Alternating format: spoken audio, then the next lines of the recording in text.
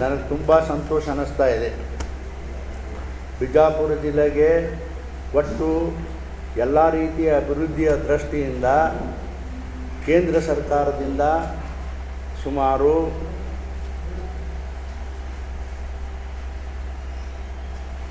$1,433 ಕೋಟಿ ರೂಪಾಯಿ ಹಣವನ್ನು ಕೇಂದ್ರ ಸರ್ಕಾರದಿಂದ ಬಿಜಾಪುರ ಜಿಲ್ಲೆಯ ಅಭಿವೃದ್ಧಿಯ ಸಲುವಾಗಿ ಕೇಂದ್ರ ಸರ್ಕಾರ ಬಿಡುಗಡೆಯನ್ನು ಮಾಡಿ ಮಂಜೂರು ಮಾಡಿದೆ. ಇದು ಅತ್ಯಂತದ ಸಂತೋಷದ ಸಂಗತಿ ಅಂತ ಹೇಳಿ ನಾನು ಹೇಳಲಿಕ್ಕೆ ಬಯಸ್ತೀನಿ. ಈ ಒಂದು ಹಣದಲ್ಲಿ ಇದರಲ್ಲಿ PWD ರೋಡ್ ಆನ್ಗೋಯಿಂಗು ಮತ್ತು 2024 ಮತ್ತು 25ರಲ್ಲಿ ಏನು ರೋಡ್ಸ್ ಇದ್ದವೋ ಆ ರೋಡ್ಗಳು ನಿಮಗೆಲ್ಲನೂ ಒಂದು ಪ್ರತಿಯನ್ನು ನಾನು ಕೊಟ್ಟಿದ್ದೀನಿ. ಡಿಟೇಲಾಗಿ ಯಾವ್ದು ಎಷ್ಟೆಷ್ಟು ಹಣ ಅನ್ನೋದು ನಾನು ಕೊಟ್ಟಿದ್ದೀನಿ ತಮಗೆ. ಇದರಲ್ಲಿ ಎಲ್ಲನೂ ಬರ್ತದೆ, PWD ಬರ್ತದೆ, ಆಮೇಲೆ ಎಜುಕೇಷನ್ ಡಿಪಾರ್ಟ್ಮೆಂಟ್ ಬರ್ತದೆ, ಆಮೇಲೆ ಫಿಶರೀಸ್ ಡಿಪಾರ್ಟ್ಮೆಂಟು, ಆಮೇಲೆ ವೆಟರ್ನರಿ ಬಿಲ್ಡಿಂಗ್ಗಳು, ಈ ವೆಟರ್ನರಿ ಡಿಪಾರ್ಟ್ಮೆಂಟು ಬಿಲ್ಡಿಂಗ್ಗಳು ಮತ್ತು ಅದಕ್ಕೆ ಬೇಕಾಗತಕ್ಕಂಥ ವಸ್ತುಗಳ ಸಲುವಾಗಿ ಅದನ್ನು ಕೂಡ ಬರ್ತದೆ.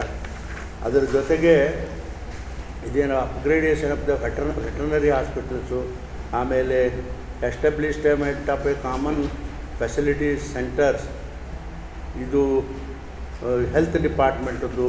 ಆಮೇಲೆ ಇನ್ನೇನಪ್ಪ ಅಂದರೆ ಕೆಲವೊಂದು ಈ ಕೋಲ್ಡ್ ಸ್ಟೋರೇಜ್ಗಳು ಬೇಕು ಅಂಥೇಳಿ ಜನನೂ ಕೂಡ ಭಾಳ ಸಲ ಒತ್ತಾಯ ಮಾಡ್ಯಾರ. ಈಗ ಅದರ ಸಲುವಾಗಿ ಇವತ್ತು ತಿಕೋಟಾ ತಾಲೂಕಿನಲ್ಲಿ ಸುಮಾರು 399 ಅಂದರೆ ಲಕ್ಷ, 3 ಕೋಟಿ ಅಂದರೆ ಅಂದಾಜು 4 ಕೋಟಿ ರೂಪಾಯಿ ಒಂದು ಕೋಲ್ಡ್ ಸ್ಟೋರೇಜು ತಿಕೋಟಾನಲ್ಲಿ. ಆಮೇಲೆ ಅರಕೇರಿನಲ್ಲಿಯೂ ಕೂಡ ಒಂದು ಕೋಲ್ಡ್ ಸ್ಟೋರೇಜು ಅಂದಾಜು ಸುಮಾರು 2,000 ಮೆಟ್ರಿಕ್ ಟನ್ ಕೋಲ್ಡ್ ಸ್ಟೋರೇಜ್ ಅದು ಎಲ್ಲಿ ಅರಕೇರಿನಲ್ಲಿ. ಅದಕ್ಕೆ ಸುಮಾರು ಒಂದು 111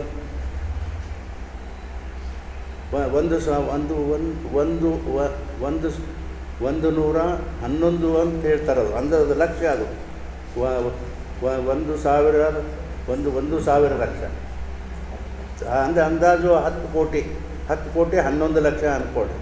ಅದು ಇವು 2 ಮೇಜರ್ ವರ್ಕು. ಆಮೇಲೆ ಗೋಡೌನ್ ಸಹಿತನೂ ಬರ್ತದೆ. ವಿಜಯಪುರ ಜಿಲ್ಲೆಯ construction of A white proper MMY CC road, ಇದರಲ್ಲಿ ಗೋಡೌನ್ ಎಲ್ಲನೂ ಬರ್ತದೆ. ಇದು ಬಸವನ ಬಾಗೇವಾಡಿ APMCನಲ್ಲಿ ಅಂದಾಜು 12 ಕೋಟಿ ರೂಪಾಯಿದು ಒಂದು ಗೋಡೌನ್ ಕೂಡ ಅಲ್ಲಿ ಬಾಗೇವಾಡಿನಲ್ಲಿ ಬರ್ತದೆ.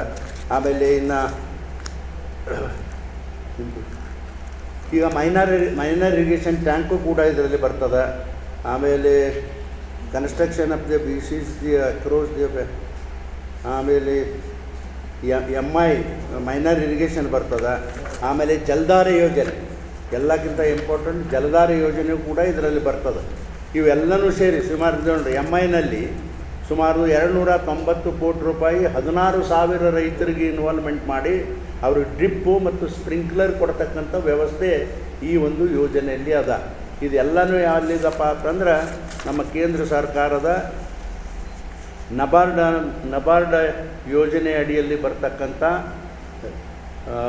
ರೂರಲ್ ಇನ್ಫ್ರಾಸ್ಟ್ರಕ್ಚರ್ ಡೆವಲಪ್ಮೆಂಟ್ ಫಂಡ್ ಅಂತಾರೆ. ಆ ಫಂಡಿನ ಅಡಿಯಲ್ಲಿ ಇಷ್ಟೊಂದು ಹಣ ನಮ್ಮ ಜಿಲ್ಲೆಗೆ ಮಂಜೂರಾಗ್ಯದ ಅಂಥೇಳಿ ಅತ್ಯಂತ ಸಂತೋಷದಿಂದ ಈ ಸಂದರ್ಭದಲ್ಲಿ ನಾನು ಹೇಳಲಿಕ್ಕೆ ಬಯಸ್ತೀನಿ. ಅದಕ್ಕೆ ಡಿಟೇಲ್ ಎಲ್ಲನೂ ಕೂಡ ಈ ಒಂದು ನಿಮ್ಮ ಹತ್ರ ಏನು ಕೊಟ್ಟಿದ್ದೇವೋ ಅದರಲ್ಲಿ ಎಲ್ಲನೂ ಕೂಡ ಅದ. ಯಾವುದಕ್ಕೆ ಎಷ್ಟೆಷ್ಟು ಹಣ ಅಂತಕ್ಕಂಥದ್ದು ನಿಮಗೆ ಡಿಟೇಲಾಗಿ ಸಹಿತ ನಾನು ಇದನ್ನು ಕೊಡ್ತಾ.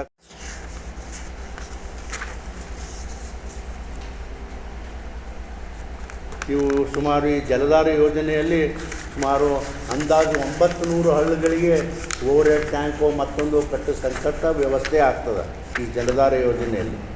ಇದು ನಿಜವಾಗಿ ಭಾಳ ಇಡೀ ಜಿಲ್ಲೆಯಲ್ಲಿ ನೋಡಿರಿ, ಹಿಂದೆ ಯಾವತ್ತೂ ಕೂಡ ಯಾವ ಸರ್ಕಾರವೂ ಕೂಡ ಯೋಚನೆ ಮಾಡಲಿಲ್ಲ ಜನರಿಗೆ ಶುದ್ಧ ಕುಡಿಯುವ ನೀರು ಬೇಕು ಅಂತಕ್ಕಂಥದ್ದು ಯಾವತ್ತೂ ಕೂಡ ಪ್ರಯತ್ನ ಮಾಡಲಿಲ್ಲ ಯಾರು. ಇವತ್ತು ಬರೀ ನಮ್ಮ ಸ್ಟೇಟ್ ಅಷ್ಟೇ ಅಲ್ಲ, ಇಡೀ ದೇಶಕ್ಕೆ ಪ್ರಧಾನಮಂತ್ರಿ ಮೋದಿಯವರು ದೇಶಕ್ಕೆ ಶುದ್ಧ ಕುಡಿಯುವ ನೀರಿನ ವ್ಯವಸ್ಥೆಯನ್ನು ಮಾಡತಕ್ಕಂಥ ಕೆಲಸವನ್ನೇ ಈ ಜಲಧಾರೆ ಯೋಜನೆ ಅಂತ ಮಾಡ್ಯಾರ ಅಂಥೇಳಿ ನಾನು ಈ ಸಂದರ್ಭದಲ್ಲಿ ಬಹಳ ಸಂತೋಷದಿಂದ ನಾನು ಹೇಳಲಿಕ್ಕೆ ಬಯಸ್ತೇನೆ. ಸುಮಾರು ನಮ್ಮ ಜಿಲ್ಲೆಗೆ ಬರಬೇಕಾಗದಂಥ ಏನು ಕೇಂದ್ರ ಸರ್ಕಾರದ ಹಣದಲ್ಲಿ ಕೂಡ ಯಾವುದೂ ಕೂಡ ವ್ಯತ್ಯಾಸ ಆಗಿಲ್ಲ. ಎಷ್ಟು ಸಾಧ್ಯದಪ್ಪ ಅಷ್ಟು ನಮ್ಮ ಪ್ರಧಾನಮಂತ್ರಿಗಳು ನಮ್ಮ ಜಿಲ್ಲೆಗೆ ಕೊಡ್ತಕ್ಕಂಥ ಪ್ರಯಾಸ ಮಾಡ್ಯಾರ ಅಂಥೇಳಿ ನಾನು ಹೇಳಲಿಕ್ಕೆ ಬಯಸ್ತೇನೆ.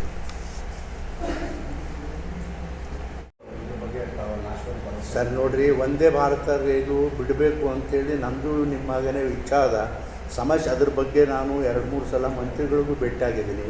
ಆದರೆ ಪ್ರಾಬ್ಲಮ್ ಏನು ಅಂತಂದರೆ ಈಗೇನು ನಮ್ಮದು ಟೂ ಲೇನ್ ಐತಲ್ಲ ಅದ್ರದ್ದು ಸೆಟ್ಲ್ಮೆಂಟ್ ಆಗಿಲ್ಲ. ಇದು ಭಾಳ ಸ್ಪೀಡಾಗಿ ಗಾಡಿ ಹೋಗ್ತದೆ, ಏನ್ರಿ ಹೆಚ್ಚು ಕಡಿಮೆ ಆದರೆ ತೊಂದರೆ ಆಗ್ತದೆ ಕಾರಣಕ್ಕೆ ಅದಕ್ಕೆ ಮಾಡಿಲ್ಲ. ಅದು ಪೂರ್ತಿ ಸೆಟ್ಲ್ ಆದಮೇಲೆ 100% ಬಿಡಿಸ್ತಕ್ಕಂಥ ಕೆಲಸ ನಾನು ಮಾಡ್ತೇನೆ. ಸರ್, ಈಗ ಸೆಂಟ್ರಲ್ ಗೌರ್ಮೆಂಟ್ ಅನುದಾನ ಸಾಕಷ್ಟು ಕೊಡ್ತಾ ಇದೆ ಸರ್, ಆದರೆ ಸ್ಟೇಟ್ ಗೌರ್ಮೆಂಟ್ ಇಂಪ್ಲಿಮೆಂಟೇಷನ್ ಸರಿಯಾಗಿ ಮಾಡ್ತಾ ಇಲ್ಲ ನೋಡ್ರಿ. ಈಗ ಅದರದ್ದೇ ನಾನು ಹೇಳ್ತೀನಿ. ಈಗ ನನಗೂ ಕೂಡ ಗೊತ್ತದ, ಸುಮಾರು ಓದಿದ್ದೀನಿ. ನೋಡ್ರಿ, ಅಂಥ ಅತ್ಯಂತ ಭಾಳ ಖಂಡನೀಯವಾಗಿರ್ತಕ್ಕಂಥ ಕೆಲಸ ನಮ್ಮ ಈ ಸರ್ಕಾರದಲ್ಲಿ. ನೋಡ್ರಿ, ಈಗ ಎಷ್ಟು ಜಲಧಾರೆ ಯೋಜನೆಯಲ್ಲಿ ಅಂದ್ರೆ ಇದು JJM ಅಂತ ಹೇಳ್ತಾರಲ್ಲ, ಆ ಯೋಜನೆಯಲ್ಲಿ ಎಷ್ಟು ಕೆಲಸ ಮಾಡ್ಯಾರೋ ಅದರಲ್ಲಿ ಹೆಚ್ಚು ಕಡಿಮೆ ಭಾಳ ಕೆಲಸಗಳಲ್ಲಿ ಅವ್ಯವಹಾರನೂ ಆಗ್ಯದ ಅಥವಾ ಸರಿಯಾಗಿಯೂ ಕೆಲಸ ಆಗಿಲ್ಲ. ಅದಕ್ಕೆ ಕಾರಣೀಭೂತರು ಯಾರಪ್ಪ ಅಂತಂದ್ರೆ ಈ ಸರ್ಕಾರದವ್ರು. ಈಗ ನೋಡಿರಿ ಏನು ಮಾಡ್ತಾರೆ, ಕಾಂಟ್ರಾಕ್ಟ್ ತೊಗೋತಾರೆ. ಈಗ ಅಥರ್ಗಹಳ್ಳಿನೋ ಬಿಜಾಪುರದ ಕಾಂಟ್ರಾಕ್ಟ್ ತೊಗೋತಾರೆ. ಕಾಂಟ್ರಾಕ್ಟ್ ತೊಗೊಂಡವನು ತಾನು ಮಾಡೋಂಗಿಲ್ಲ. ಅವನು ಏನು ಮಾಡ್ತಾನೆ, ಇನ್ನೊಬ್ಬ ಚಪರಾಸಿನ ಹುಡುಕ್ತಾನವ.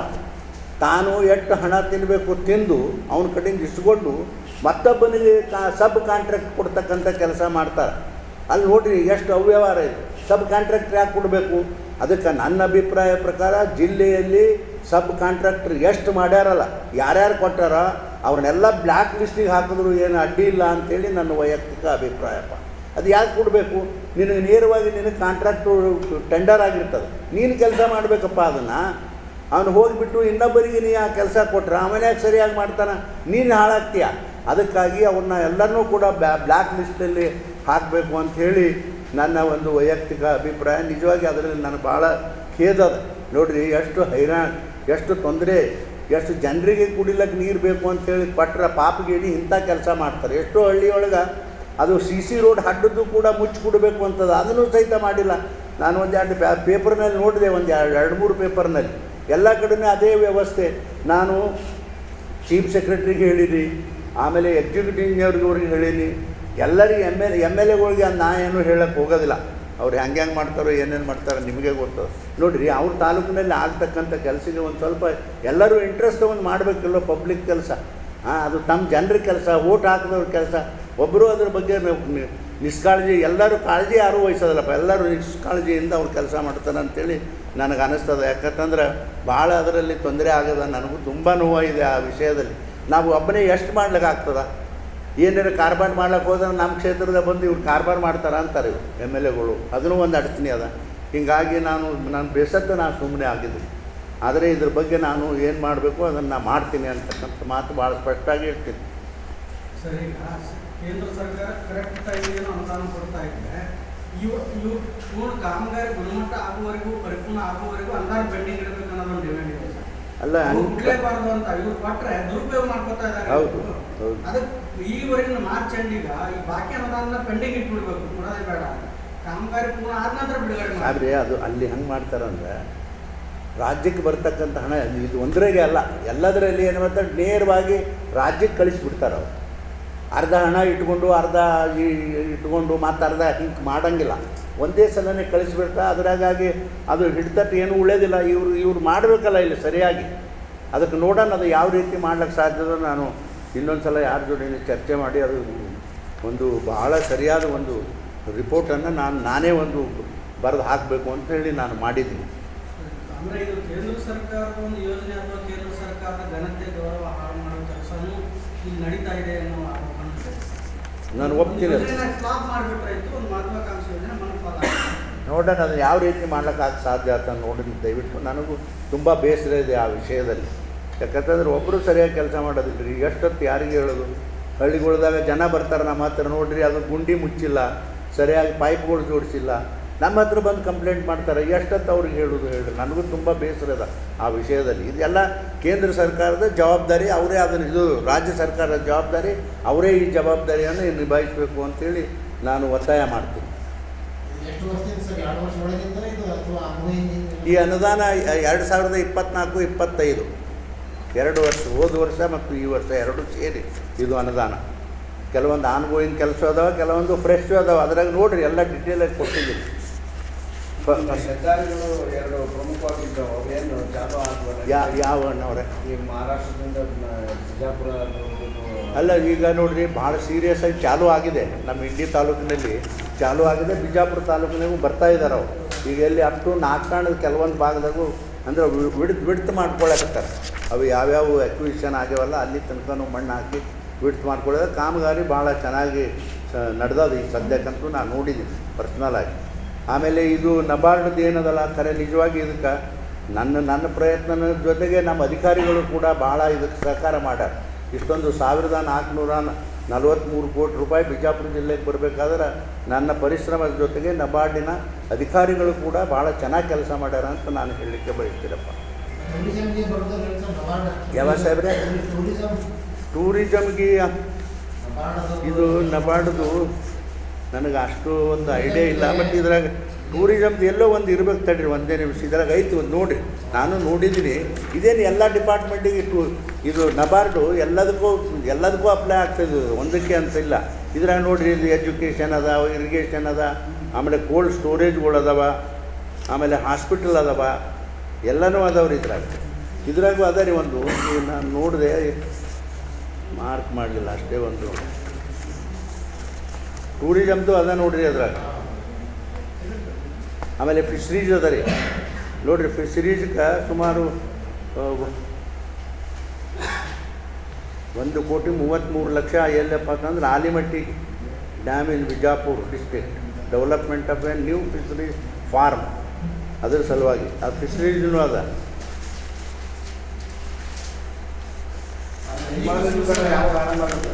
ವಿಮಾನ ಈಗ ನೋಡಿರಿ ಸಾಹೇಬ್ರೆ, ವಿಮಾನ ನಿಲ್ದಾಣದ ಎಲ್ಲ 100% ಕೆಲಸ ಆಗದ. ಅಲ್ಲಿ ಏನು ಬಾಕಿ ಉಳಿದಿಲ್ಲ.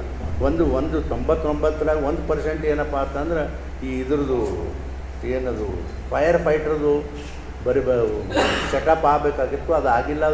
ಅದನ್ನು ಟೆಂಡರ್ ಅದೆಲ್ಲ ಆಗ್ಯದ, ಅದು ಎಲ್ಲನೂ ಫೈನಲ್ ಆಗೋ ಸ್ಟೇಜ್ನಾಗ ಅದ. ಅದ್ರ ಮಧ್ಯ ಈ ಒಂದು ಸುಪ್ರೀಂ ಕೋರ್ಟ್ನಾಗ ಮತ್ತೊಂದು ಆರ್ಡರ್ ಆಗಿಬಿಟ್ಟದ.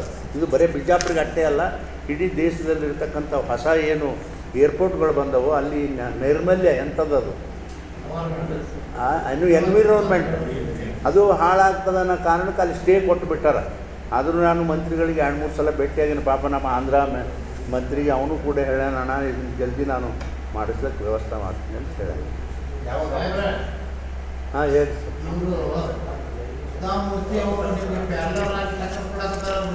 ಯಾವಾಗ ಸಾಹೇಬ್ರೆ? ಹಾಂ ಹಾಂ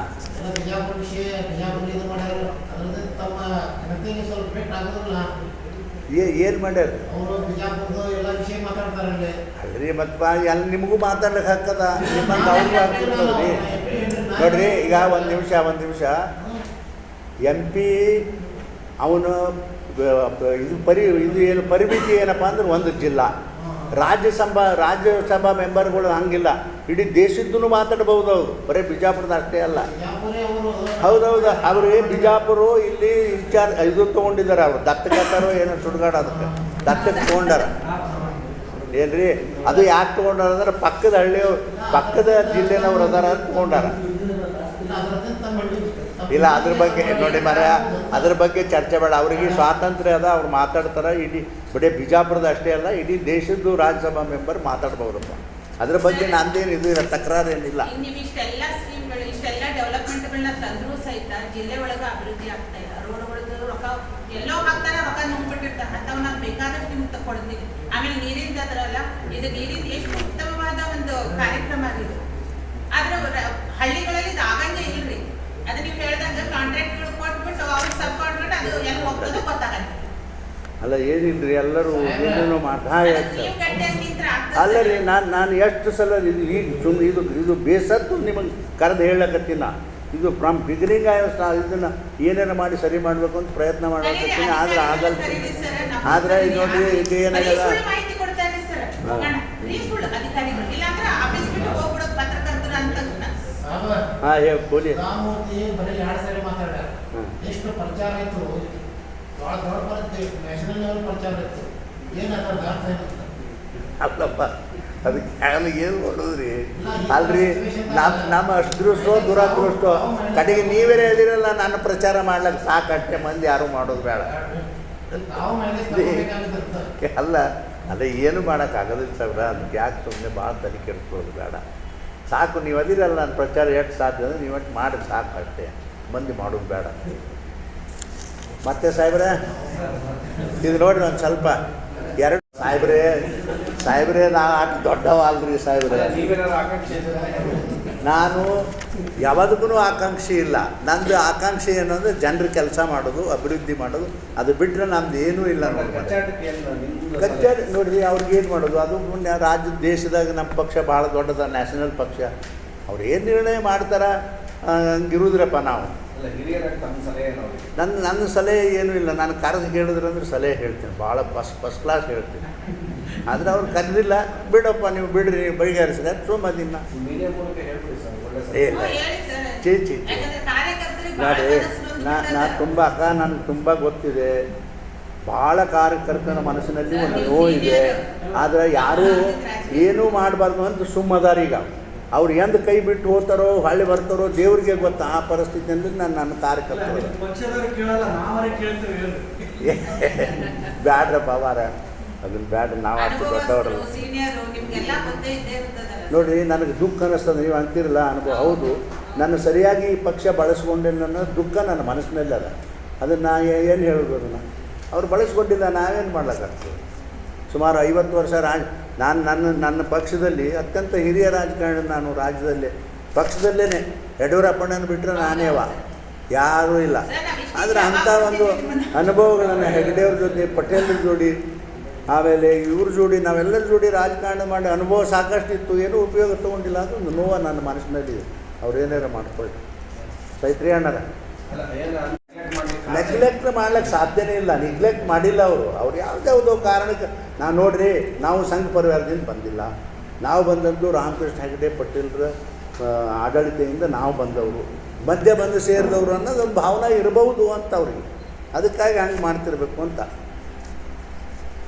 ನೋಡಿರಿ, ನಾ ಯಾವುದಕ್ಕೂ ತಲೆ ಕೆಡಿಸ್ಕೊಳ್ಳೋಂಗಿಲ್ಲ. ನಾನು ಇಂಥದ್ದು ಆಗಬೇಕು ಅನ್ನೋ ನನಗೆ ಆಸೆನೂ ಇಲ್ಲ. ದೇವರ ನನಗೆ ಏನು ಕೊಡಬೇಕು ಎಲ್ಲದಕ್ಕಿಂತ ಹೆಚ್ಚಿಗೆ ಕೊಟ್ಟ. ನೋಡಿ, 50 ವರ್ಷ 45 ವರ್ಷ ನಿರಂತರವಾಗಿ ರಾಜಕಾರಣದಲ್ಲಿ ನಾನು ಭಾಗಿಯಾಗಿದ್ದೀನಪ್ಪ. ಈ ರಾಜ್ಯದಲ್ಲಿ ಮಂತ್ರಿ ಆಗಿದ್ದೀನಿ, ಕೇಂದ್ರದಲ್ಲಿ ಮಂತ್ರಿ ಆಗಿದ್ದೀನಿ, ರಾಜ್ಯದಲ್ಲಿ ಮಂತ್ರಿ ಆಗಿದ್ದೀನಿ ಸಾಕಷ್ಟು ಸಲ. ನೋಡಿರಿ, ಚಿಕ್ಕೋಡಿಗೆ ಹೋಗಿ, ಈ ಊರಲ್ಲ ಬೇರೆ ಊರಿಗೆ ಹೋಗಿ, ಅಲ್ಲಿ 3 ಸಲ ಚುನಾವಣೆ ಮಾಡಿದ್ರು 3 ಸಲ ಬೇರೆ ಬೇರೆ ಪಕ್ಷದಿಂದ ಜನ ಓಟ್ ಹಾಕೋದು. ಸುಮ್ಮನೆ ಹಾಕ್ತಾರ ಹೇಳ್ರಿ ನೋಡೋಣ.